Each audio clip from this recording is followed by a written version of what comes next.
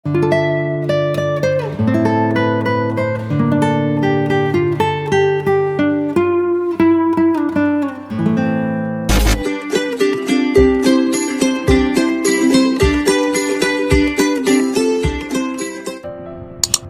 friends, today's special spicy garlic healthy thosai. அதாவது ஹெல்த்தியான தோசை. நம்ம பூண்டு தோசை இன்றைக்கி சமைக்க போகிறோம். பூண்டு மசாலா தோசை. அது எப்படி சமைக்குதுன்னு பார்க்கலாமா? வாங்க வீடியோக்குள்ளே போகலாம். தேவையான பொருட்கள் நம்ம எடுத்து வச்சுக்குவோம். பூண்டு 5-6, வெங்காயம் 1 இல்லைன்னா நீங்கள் சாந்து கூட வேணால் 2 எடுத்துக்கங்க. டொமேட்டோ தக்காளி 1 பழம், ட்ரை சில்லி 3-5 உரப்புக்கு ஏற்ற மாதிரி எடுத்துக்கங்க. கொரியாண்டர் லீவ்ஸ் நல்லா சாப் பண்ணிக்கங்க. இப்போ நம்ம குக் பண்ணலாம். ஒரு பாத்திரத்தை எடுத்து வச்சுங்க. லேசாக எண்ணெய் ஊற்றிக்குங்க. நம்ம இப்போது ஸ்பைசி கார்லிக் மிக்சர் ரெடி பண்ண போகிறோம். ட்ரை சில்லி போட்டுக்கலாம். எண்ணெய் சூடான பிற்பாடு ட்ரை சில்லி, வெங்காயம், பூண்டு இதெல்லாம் போட்டு நல்லா கொஞ்சம் நேரம் தாளிப்போம். நல்ல நிறம் மாறி அது வந்து வதங்கணும். அது வரைக்கும் நம்ம நல்லா கிண்டிகிட்டு இருப்போம். இப்போ நம்ம தக்காளி போட்டுக்கலாம். போட்டு அதையும் சேர்த்து நல்லா வேக விடுவோம் கொஞ்ச நேரம்.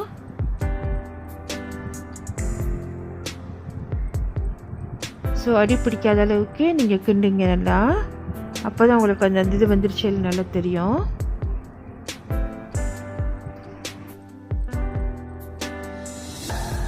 பெருங்காயத்தூள் அது கொஞ்சம் போட்டுக்குவோம்.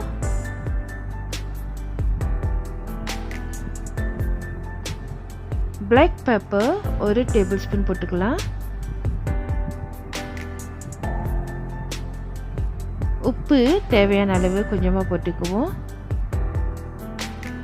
நல்லா கிண்டி விடுவோம்.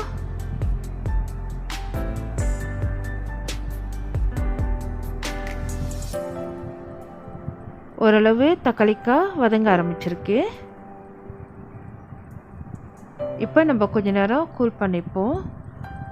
அடுப்பு ஆஃப் பண்ணிடலாம். அதில் கொஞ்ச நேரம் கூல் ஆகட்டும். இதுக்கப்புறம் நம்ம பிளெண்ட் பண்ணணும். எடுத்து நம்ம ட்ரை பிளெண்டரில் போட்டுக்கலாம்.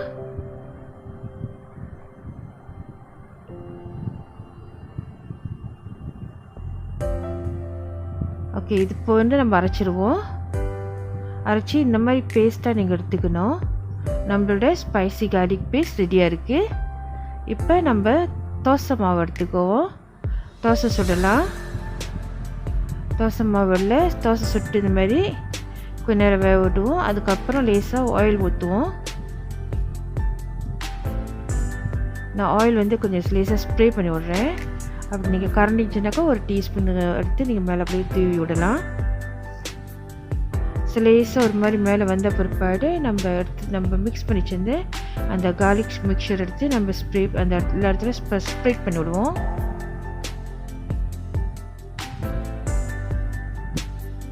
இந்த மாதிரி ஈவனாக எல்லா இடத்துலையும் படுற மாதிரி நம்ம ஸ்ப்ரெட் பண்ணி விடுவோம். எப்படி காயா பட்டு பிரெட் மேலே ஸ்ப்ரெட் பண்ணுறோமோ அந்த மாதிரி. ஓகே, இப்போ நல்லா ஈவனாக ஸ்ப்ரெட் பண்ணிடுச்சு. கொத்தமல்லி எடுத்து தூவி விடலாம்.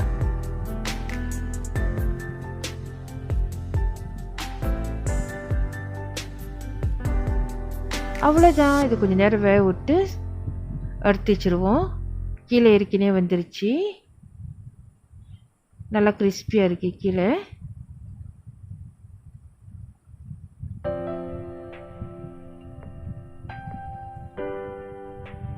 இதை எடுத்து நம்ம சர்வ் பண்ணலாம்.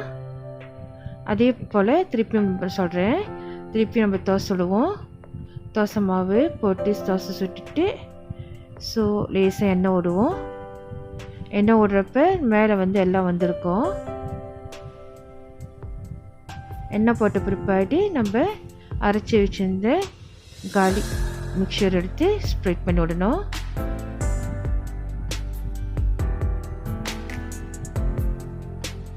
ஸோ இந்த மாதிரி எல்லா இடத்துலையும் படுற மாதிரி ஸ்ப்ரெட் பண்ண பிற்பாடு கொரியண்டர் லீஃப், அதாவது கொத்தமல்லி எடுத்து தூவி விடணும்.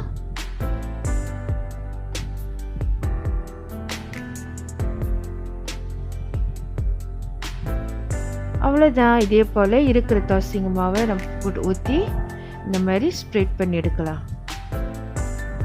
ஸோ நம்மளுக்கு சைட் டிஷ் எதுவும் தேவையில்லை, இதே அப்படி சாப்பிடலாம். அவ்வளோதான்.